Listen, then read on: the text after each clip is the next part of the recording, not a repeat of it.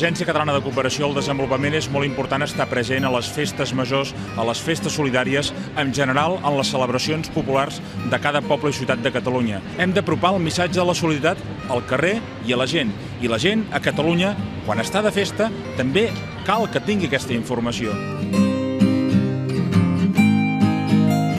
Que s'hauria de cooperar preguntant als països del sud el que necessiten i sempre incloent-los en els projectes i en la definició de les necessitats que ells tenen. Aportar la manera de buscar la riquesa allà, que ells es moguin, no anar al peix i no ensenyar a pescar. Pues yo creo que desde el norte es verdad que dicen que se oye decir, ¿no?, que si todo el mundo consumiera a la velocidad que consumimos en el norte, nos harían falta varios mundos, ¿no? 3 tierras más o 5 tierras más, no sé cuántas, una barbaridad. Y yo creo que eso se debería nivelar urgentemente. Todo eso es muy difícil porque estamos acostumbrados a derrochar.